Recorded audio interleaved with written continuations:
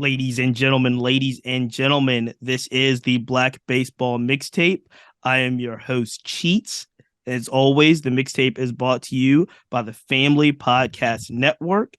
Please take a minute and continue your amazing support by subscribing, liking, following, doing anything you can, because we truly, truly appreciate it. And by doing so, you help elevate this podcast and all of our wonderful guests and all the things that they're doing to a larger audience. So we really appreciate the support.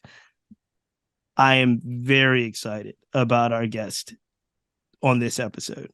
I say this all the time. I know it's getting cliche after 6 months. Every guest I say is extremely special, a dream guest for 2023. But if you're following the mixtape, you know I made a list, a handwritten list on January 1, 2023 of guests that I wanted to have on the podcast. And this gentleman was at near the top, if not at the top of the list, for all that he's done. I'm honored to have the president of the Negro League Baseball Museum and AKA the greatest living storyteller in all of baseball. Because I know what he's going to say. He's not the greatest storyteller. He'll tell you who he thinks is. But without further ado, Bob Kendrick, welcome to the mixtape. It's an honor to have you. Oh, Chiefs, man, I appreciate so much you inviting me to be on the show. Thank you. Now, I know you've heard it, and I've heard you counteract this. I've heard you say you are not the greatest storyteller in baseball. I think you give that credit to Buck O'Neil, but you are definitely on the Mount Rushmore of storytelling in baseball. What is it about the way that you tell stories, and not necessarily comparison to Buck, but tell me why you think Buck O'Neil is a great storyteller in baseball, and how do you go about carrying that torch? And it's really interesting because I never fashioned myself initially as a storyteller, and clearly I've earned this reputation, and I think some of it was almost through osmosis, being around Buck for so many years. I was around him and you watched how he interacted. And the thing that I always admired about Buck, number one, his recall was exceptional. And no matter how many times he may have told a story, if he was telling it to you, he was going to tell it to you as if it was the first time he ever told that story. He was not going to cheat you. He wanted you to feel it. And I think as storytellers, the greatest compliment is people say, I felt like I was there. When you can paint a picture so vividly that you feel as if I was there watching Satchel in that epic matchup against Josh Gibson, as Buck told so beautifully in the Ken Burns documentary, and all the other great stories that I now get to share with those. The only difference is he lived them, and I got them firsthand from those who did live them. And I get to do that. And storytelling, as you know, has always been an important part of African-American tradition. That is essentially how we learned about ourselves. Your grandparents, great-grandparents sat you down and they would sit you at your feet and say, boy, let me tell you about these ball players you should have known about. And that is kind of how we learn about ourselves, because we're still not prominently part of history books. And so it's been that passing down of history from generation to generation. So storytelling is certainly at the crux of what this museum is all about, because it is primarily an oral history to begin with. And so you get to bring these characters, some of them almost mythical-like in nature, to life. Absolutely. And one of the ways you have been able to pass down that tradition and tell amazing stories is through your fantastic podcast, Black Diamonds. It is a must listen. Every time a new episode comes up, I learn so, and I fashioned myself as someone who knows a lot about Negro League history. I learned something new every episode that is phenomenal. How did you come up with the concept of telling these stories in the way that you tell them on Black Diamonds because it is riveting. It's really interesting because I came into this whole podcasting business kicking and screaming, man. Oh I no! really didn't want any part of it. Oh, it's so good. I really didn't. And Sirius XM has kind of stayed behind me. Said, Bob, you're a good storyteller. We think you should have your own podcast. Now, I've done interviews on virtually everybody's sports podcast, and you're always trying to create opportunities to find a platform for the museum. But man, I never ever dreamt of having my own podcast because simply in my mindset was you don't have enough time to do that. We're so busy here, which is a great thing. We're so doggone busy here. Like, you don't have time to do a podcast. And the folks at Sirius just stayed behind me. And at some point, I think the little light bulb clicked. Like, Bob, this is a national, international platform for your museum. You've got to figure out how to do this. And then the two of us collaborated. We came up with this concept down that is called Black Diamonds.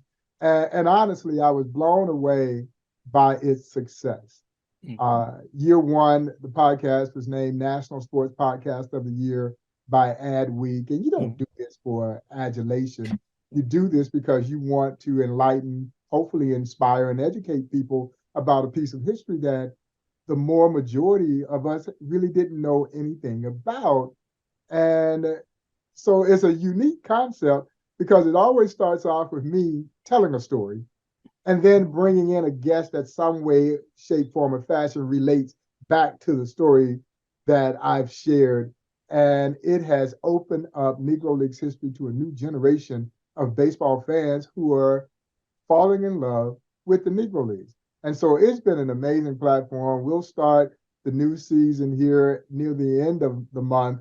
And I'm excited about it. We've got some interesting topics that we're going to look at this year. Last year, we spent the majority of the season looking at the 75th anniversary of Jackie's breaking of the color barrier and the impact and that integration had in both a positive as well as its detriment in some ways when Jackie breaks the color barrier and its destruction of the Negro Leagues and the ripple effect that it had on Black economy.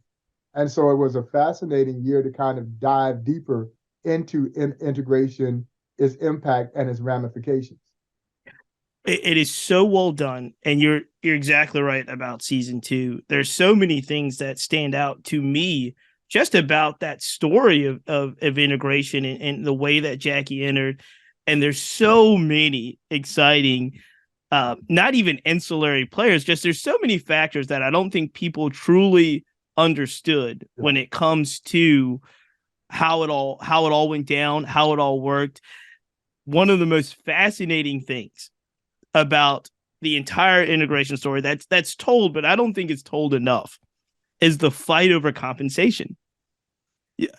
Black Diamonds tells it wonderfully, but the idea that Jackie is integrated, it's not told in the movies, but the way that Branch Rickey basically plucks Jackie out of the middle of the night from the Kansas City Monarchs and basically dares the Hall of Fame owner of the Monarchs to kind of stop it, because everybody in the world knows that, one, you don't want to get in the way of this.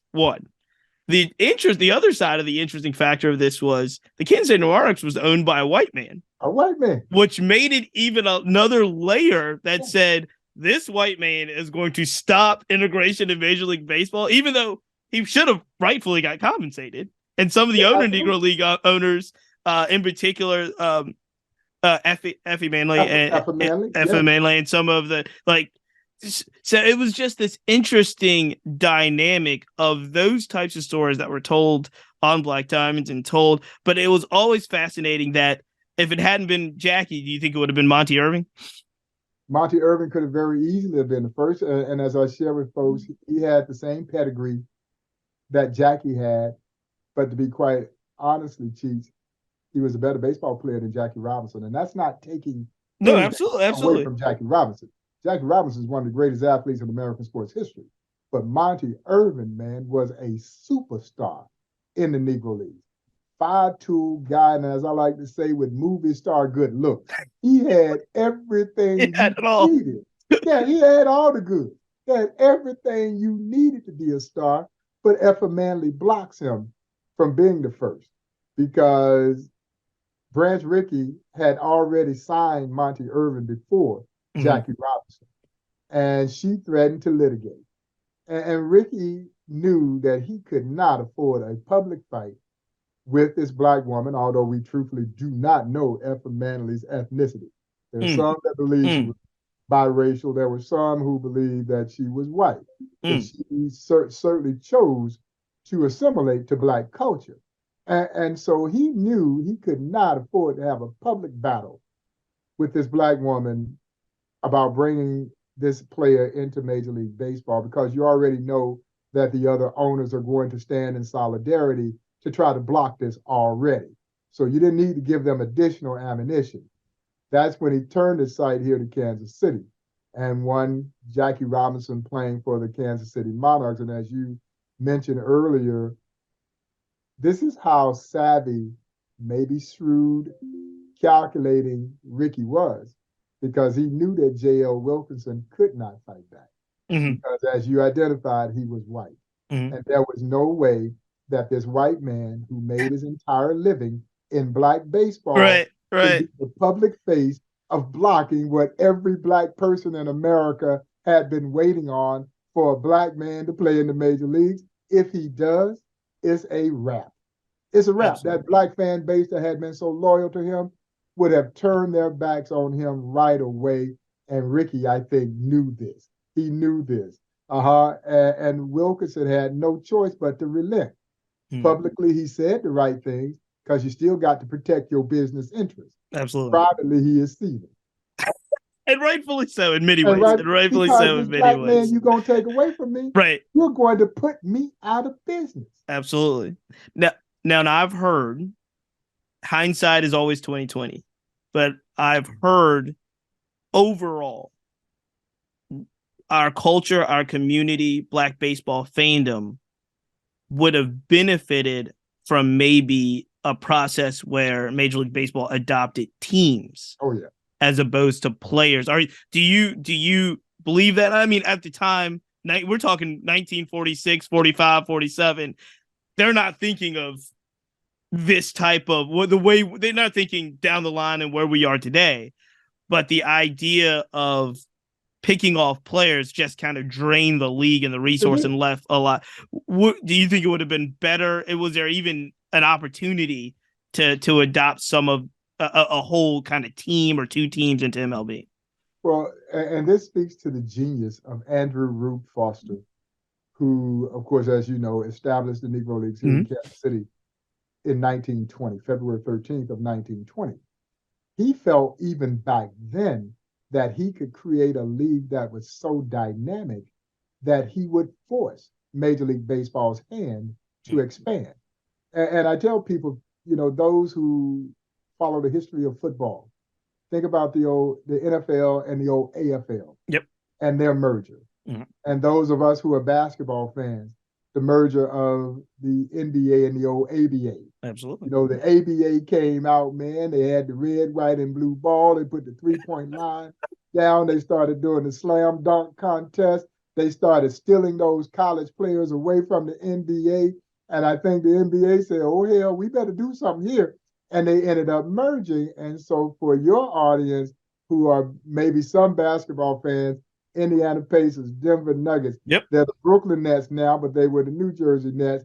These are all ABA teams, former ABA teams, San Antonio Spurs. I'm a Virginian. We had the Virginia Squires. Virginia Squires. Yeah, Dr. J. My main man, Julius, Dr. J. Irvin starts there before he goes over to the Nets. And so, David Thompson, who's one of my favorite, who many folks say that Jackie Robinson's basketball style of play was David Thompson before we ever knew who David Thompson was. High praise. Yeah, high praise. And so this was Rube Foster's vision way back in 1920. That's how forward thinking he was. He thought that, okay, let's just put this scenario in place. Let's say that you absorb 4 of those black teams. the top four of those black teams. Then you take that other pool of talent from the remaining four to even strengthen those four.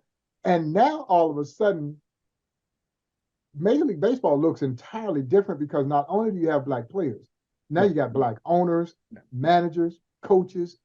Every aspect of the business of black baseball is being fulfilled by black people as it had been during the time when we owned our own professional league.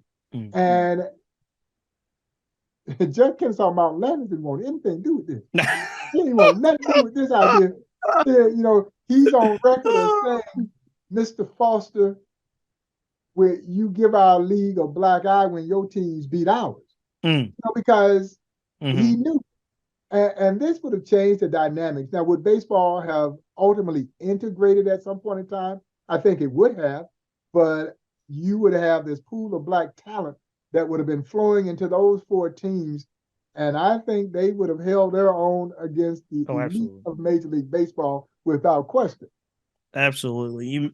You mentioned the old commissioner, Kennesaw Mountain Landis, and exactly what he said about black baseball and beating major league teams.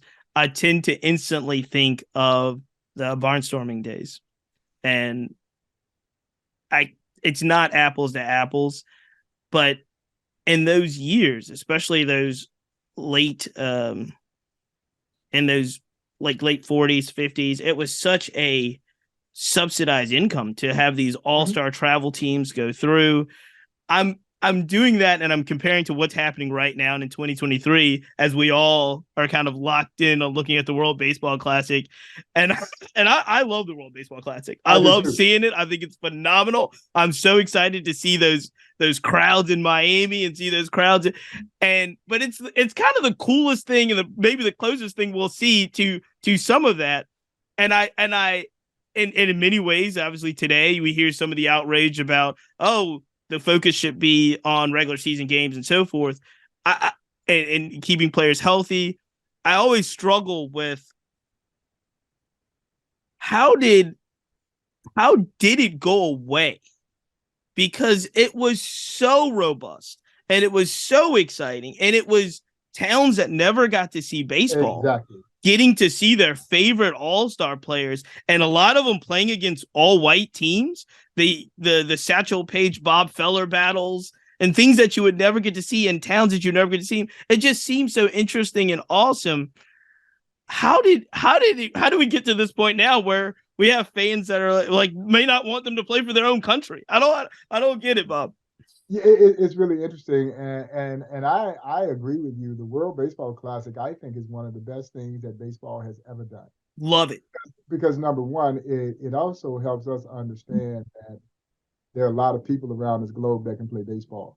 And I think that has always been the common misperception or conception that if it didn't happen in the major leagues, then it didn't happen. That's why people still look kind of with somewhat of a squint in their eye when they think about the Negro Leagues, and there's this kind of doubt. You say, well, maybe they were good, but I don't know if they were as good as old Bob say they were, and I don't know if they were, equal to a major league team. Man, there have always been a lot of people that can play this game. Mm-hmm. And what I love, I just left Hot Springs, Arkansas, where we opened one of our traveling exhibitions called Negro Leagues Baseball, the Spanish spelling of the word baseball. Oh. And this exhibit, Cheats, it celebrates a little known but very profound connection between the Negro Leagues and Spanish-speaking countries from around the globe. Negro League players were oftentimes the first Americans to play in many Spanish-speaking countries. And as you well know, when we went to those countries, we were treated like heroes. Mm-hmm. You got to stay in the finest hotels, eat in the finest restaurants that those countries had to offer, come back home and be treated like a second-class citizen. And as a result, a lot of Negro League players would actually call those Spanish-speaking countries home, because in those countries, they weren't black baseball players, they're just baseball players. Mm-hmm. But the Negro Leagues taught their ancestors how to play this game the way we play this game. And it strikes me that the Spanish-speaking athlete still plays the game with that flair, that energy, that the Negro Leagues brought to their countries years ago. Very much And the so. major leaguers used to say back then, well, they don't play the game the right way, which was essentially a code word for Oh, saying they don't absolutely. play the game the white way. Absolutely. Yeah, that's what that was. Absolutely. And so the World Baseball Classic, man, you're right. You look at that scene in Miami, wherever the Dominicans or the Love Puerto it. Ricans, Venezuela, where they're playing, it's a party in the stands. It's beautiful. It's great for our sport. It provides an injection that our sport, I think, so sorely needs. Now, I understand the concerns about athletes getting hurt and that kind of thing, and the baseball season is certainly important. But I love this diversion that we get every so often with the World Baseball Classic. I love it, and my counter to those individuals is I never hear that when they're talking about the World Cup. Never, when the never. World Cup is around, it's You the don't hear that. biggest thing in the world, and Absolutely. I think that's where the WBC is going. Yeah. I think if they continue on the momentum, they're going to have the best players on their representing the best countries, and it's going to be a World Cup feel where it's an honor. It's an honor to play. It really is, and that's a beautiful thing that I love about our story. The Negro Leagues actually help make our game the global game that it is Absolutely. today. We go to Japan well before Babe Ruth and his All Americans are there. Sure. We're there in 1927, and the Japanese fans fell in love with these players from the Philadelphia Royal Giants, led by two future Hall of Famers in Raleigh Biz Mackey and Andy Cooper, both in the National Baseball Hall of Fame. We became early ambassadors over in Japan. As you know, it is a country whose culture is predicated around respect. Absolutely. The Negro League players didn't go over, try to beat them as bad as they could, taught them the game, and the fans absolutely adored them. And the other point that you raised is that through barnstorming, you promoted the game. Yes. You grew the game. You grew its interest. And so, as the Negro Leaguers were traveling all across this country, taking professional baseball to places that had never seen professional baseball, and they were far more astute at barnstorming than the major leaguers did, or the major leaguers were. But you're right. Satchel Paige All Stars against the Bobby Feller All Stars or the Dizzy Dean All Stars, Sure. and they're outdrawing major league games. They're outdrawing those major league games.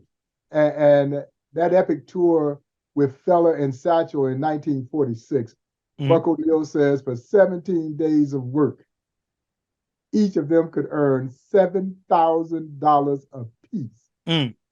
Cheesy said he was making so much money, his wife thought he was stealing.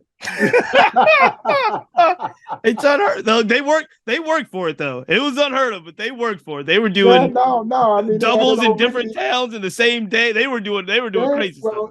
They had Fella leased this old rickety plane. Right, so he had a plane. Satchel had a plane, and they flying in on this old rickety plane from town to town to go play these games. But you had the creme de la creme, the best of the best. Absolutely. And people wanted to see this. Sir, let me ask you this, because you mentioned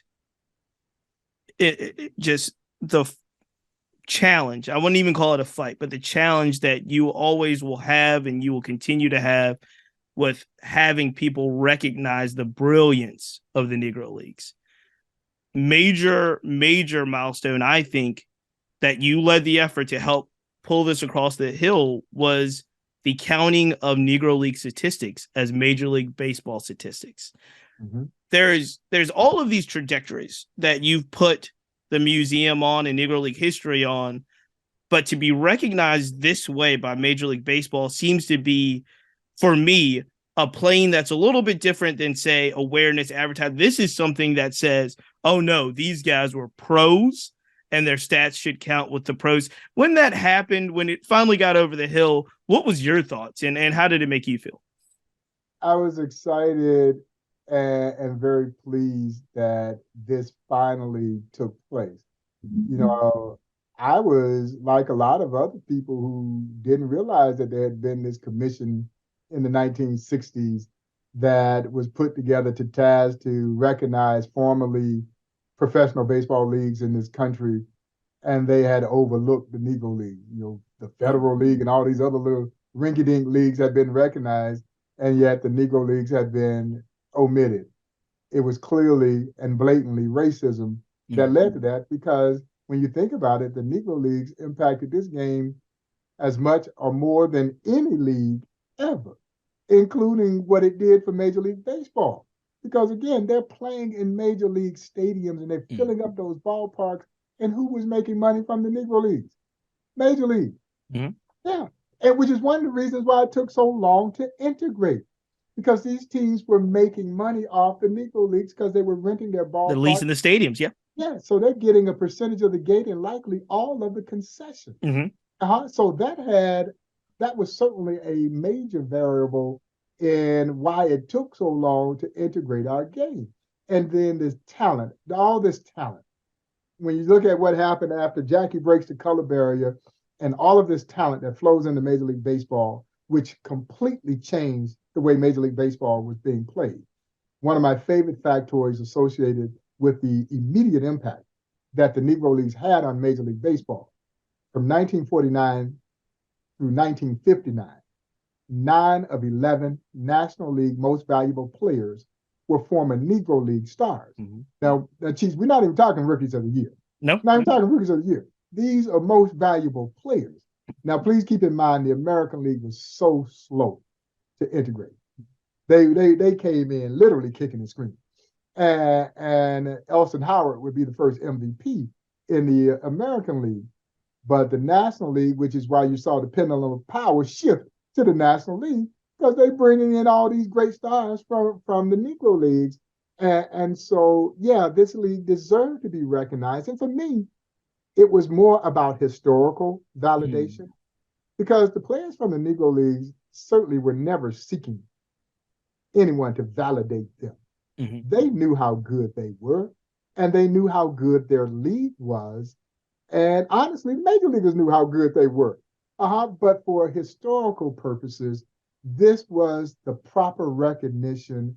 And to now see this process of rolling the statistics of the Negro Leagues. And let me stop and say I tip my cap to all the Negro League historians and researchers who have dedicated themselves to go through and pull the necessary data together to get us to this point.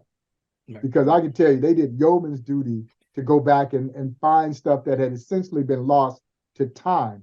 And so this was really important, and it sent a resounding message. And so I know every time Major League Baseball does something, people think that there's always an ulterior motive.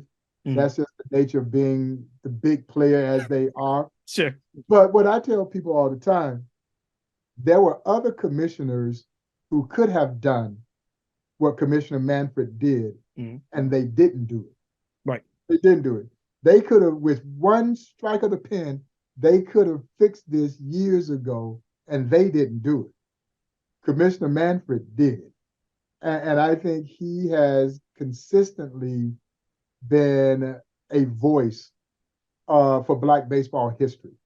And I appreciate what has happened, and I hope that it helps people understand just how good this league was and how great these players were. And I'm sure the purists will be probably still simmering a little bit about the fact, stewing maybe, about the fact that this is going to alter baseball history the way they knew it.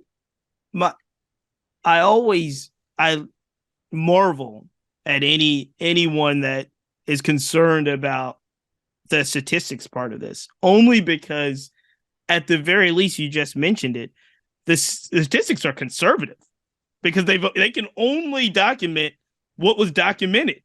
Yeah. There are so many games that didn't have box scores. There are so many games that didn't have who took the hill and how many innings were pitched and how many strikes.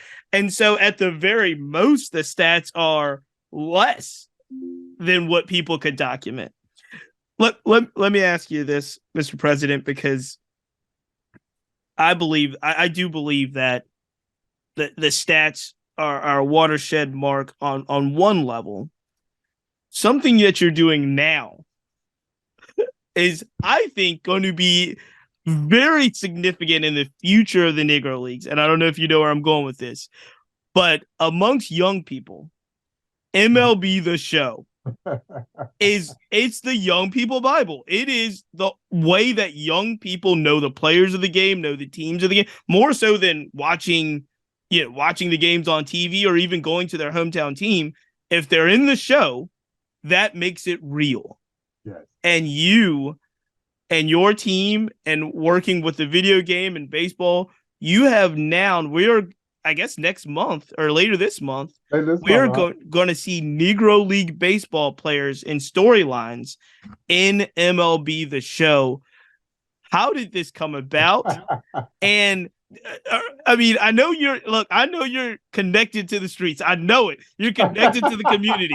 But do you really fully understand how significant this is for young players playing the game? People had been clamoring for quite some time for the inclusion of Negro Leagues in a video game of some kind. I had hoped that it would happen, but I wasn't sure if it would indeed ever happen.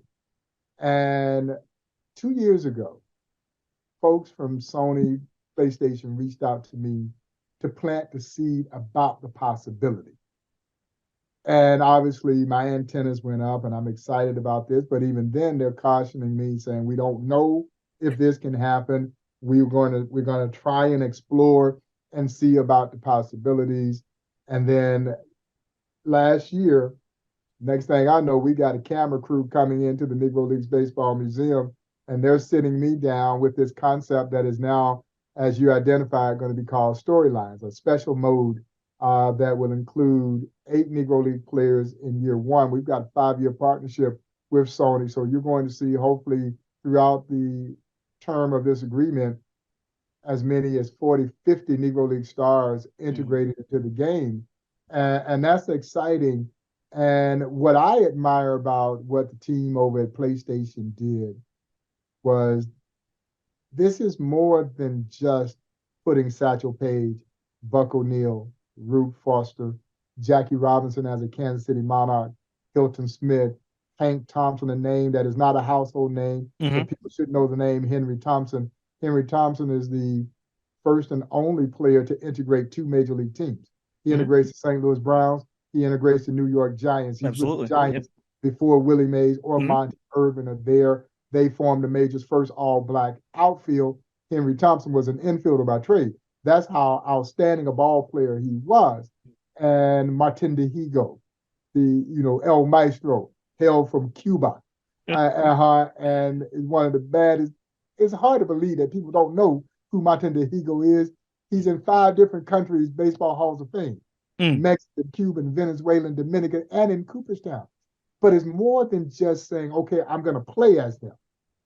We recorded these mini documentaries that are embedded in the game so that before you play, you get to learn what made these players special, the gifts that they had. And it's an educational tool for us. So we're going to give the end user every opportunity to learn about the history of the Negro Leagues and these other little vignettes in there, things like night baseball originating in the Negro Leagues and the story of the Kansas City Monarchs and James Leslie Wilkinson, Rube Foster's Chicago American Giants and its story. And so this is really exciting to me, but you're right. We think we had something, or we thought we had something that was special as we started to roll this out. But man, the minute that reveal video, the trailer dropped. Absolutely. This thing went bonkers. It went absolutely nuts. And I was telling Ramon Russell, who has been at the heart of putting this project together, because somewhere along the line, you still got to convince the powers to be that this will sell. Sure. All the romanticism about the Negro Leagues being included in it is one thing. Right. Really making the money. It's the other thing. When people actually buy this. And it certainly appears that people are excited about this. Yeah. And man, I hope that these young folks who are going to be playing this video game, that they fall in love with these Negro League players the way that I've fallen in love with them from the day that I walked into a little one-room office in 1993. And I peeked my head in and I asked, I'm looking for the Negro Leagues Baseball Museum, and the late Don Motley, who was the executive director at that time, says, "Son, you're standing in it." Mm. But from that point in time, stepping in that one room office, I had literally walked into what would become my passion. And I hope that these young gamers fall in love with these heroes from the Negro Leagues as well. Because as you know, if anyone should be in a video game, it should be the players from the Negro League. Absolutely. Just because of the way they played the game. They put on a show. So it's very fitting that they would be in MLB the Show 23 and subsequent releases of this game. Absolutely. I couldn't agree more. Look, I'm not going to ask you. You told the story a little bit. I'm not going to ask you how a hooper, because you're a hooper, turned his life into a passion of baseball, because you're a hoops guy. But we're not going to get into it, Mr. President. We're not going to get into it. I got a couple more to get you out on. Yes, sir. It has been an honor. I want to ask you about some modern day comparisons, because you've seen quite a few players come through the museum, either whether they're visiting the Royals or their days or Royals themselves. So I want to ask you about some modern day comparisons to Negro League stars. This is going to be a little bit of a game. I'm going to start with New York Yankees, now just named the captain, Aaron Judge. Is there a Negro League comp? I know the obvious one would be Josh Gibson, but is there a Negro League comp to Aaron Judge? I think physically, Luke Easter. Ooh. Now, Luke played first base, though. But Luke was 6'5". They probably listed him at 250 or so. Big, strong. Aaron, though, is a tremendous athlete. Yeah. He's not just this big, strong guy. I mean, he's playing the outfield and playing it well. So he is somewhat of a freak of nature when you look at a guy his magnitude. Another player would be Ted Strong, who was tremendously athletic. But, I had Dave Winfield on the show and drew the comparison of Winnie and Ted Strong, because people forget, Cheats, how great an athlete Dave Winfield was. Amazing. Dave Winfield was one of the greatest athletes in American sports. Absolutely. Because people forget that he was drafted not only by Major League Baseball, but by the NFL, the NBA, and the old ABA. Mm-hmm. Yeah, so he was exceptional. Ted Strong was about 6'7", not quite as big as Aaron Judge, but weighed about 240, 6'7", 240, same kind of athletic ability, power, 5'2" kind of guy, but he played multiple positions. He played every position except for pitch and catch. That's how freakish Ted Strong was. He's a 6'7" shortstop. And when he wasn't playing baseball, he starred for the Harlem Globetrotters. That's amazing. Let me give you a Hall of Fame comp. That was great. Let me give you a Hall of Fame comp, and we'll move on. But is there anyone that would be in the Negro Leagues that would relate to the speed and the power of, say, a Ricky Henderson? Speed-wise, you had several. Cool Papa Bell, Sam Jethro. But people oftentimes ask me to give a comparison to Ricky Henderson. And I don't know if there is a comparison to Ricky Henderson. Ricky Henderson would have and could have very easily played in the Negro Leagues. And that is, to me, the ultimate compliment. Yeah. That's the ultimate compliment. But the blend of speed and power that he brought to the leadoff position, I'm not sure there's a real great comparison to Ricky under any circumstance. I like it. There's no comparison. It'd be the first to tell you. Absolutely. Somebody that I'm not 100% sure you met, but I'm assuming that you met. Last one here, we'll go to the pitcher's mound. Is there a comparison to the late Bob Gibson? Leon Day. Oh, Leon Day. One of my favorite Black Diamond stories, by the way. Leon Day wasn't quite as big as Gibson, but competitive-wise, and as the late Monty Irvin, Hall of Famer Monty Irvin said, if you saw Bob Gibson, you saw Leon Day. And that Gibby had nothing on Leon Day.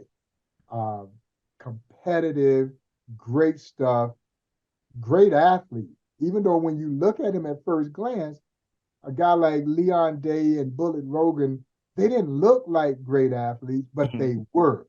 Their stature wasn't as, I still marvel when I see Shohei Ohtani. That's a big young man. People don't know how big he is. He's huge. He's huge. And model good looks and can do it all. He's an impressive human being. He's impressive. And so, but now Leon Day had that same dogged determination and the stuff that was certainly comparable to Gibson and in the eyes of Monty Irvin, he thought his former teammate was even better. That's great. Mr. President, I'm in awe. I'll do one rapid fire, two rapid fire and get you out of here. I don't know if you've ever thought about this, but if you were commissioner of baseball, say you were the commissioner of baseball and you could change one thing about the game, what would you change? Well, they've made some considerable changes this season. Now. We're going to find out a lot of them this season, yeah, right? We're going to find Yeah, they've made some considerable changes, and I guess I'm a bit of a traditionalist. Mm-hmm. I don't necessarily like tinkering with the game. Mm-hmm. I understand why they did it, and I'm sure I'll be like the rest of the folks. I'll get accustomed to it. Because we will. We'll get used to it. We'll complain for. I don't think they were shifted in the Negro Leagues though. I've never heard of the Negro League shift. Well, the only shift that I knew was they said when Josh came to the plate, he moved everybody to the outfield. The third baseman and the shortstop were down in left field. It's like, let's go out there. You're not gonna get a ground ball. Yeah. But I the game, as Buck O'Neil would say, hadn't changed. The only thing that changed, I think, this universal DH. I've never been a fan of the DH. Yeah. But I understand why the DH is important. It has prolonged careers. I love the strategy, however, when the pitcher has to hit. I do too. I do too. So if I was changing something, I'd change it back to the pitchers having to hit. Because I think that actually helps pitching, because sometimes you forget how difficult it is to hit a baseball. And even when you're a pitcher. And it also helps govern the game as well. When the pitcher has to get up there and standing there in the line of fire, well, if he hits somebody, he stands the risk of getting hit. There you go. There's some baseball justice there. Yeah. Mr. President, I'm going to get you out of here on this one. You have had a lot of dinners throughout your career. You have sat with some of the greatest baseball luminaries of all time, and you are one yourself.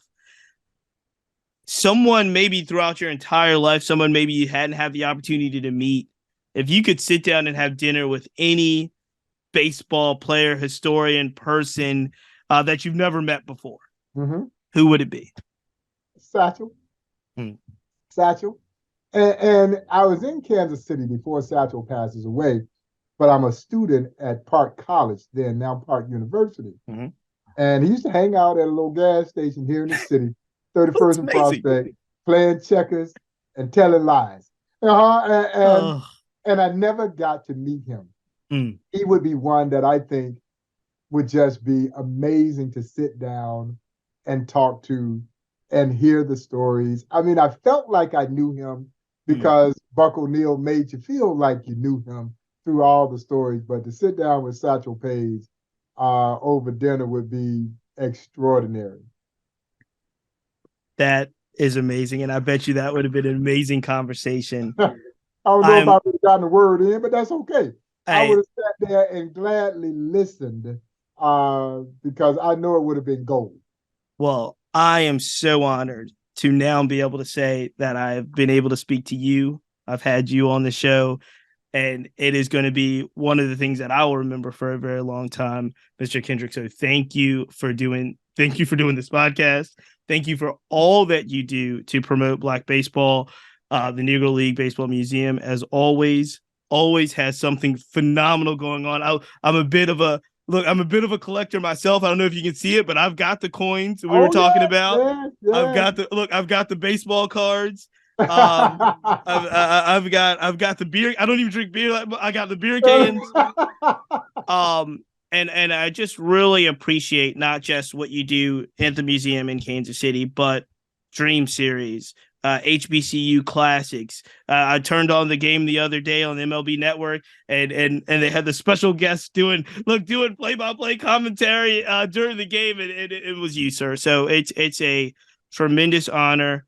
Make sure everybody checks out Black Diamond Season 3 that's coming up, MLB The Show, everything that you're doing, not just, for the youth as well. I know Black History Month, it was free, I think, for Kansas City youth to come to the museum. Well, and for any and everybody. And we got over 14,000 people who took advantage of the generosity of our friends over at the Kansas City Royals, who made admission free of charge for any and everyone who wanted to visit during the month of February. And I was thrilled to see so many families, in particular, Chiefs, come in, because, we would always get our fair share of school-age groups coming in together. But when you come as a family structure, and it goes back to what we talked about earlier in the show, this passing down of history.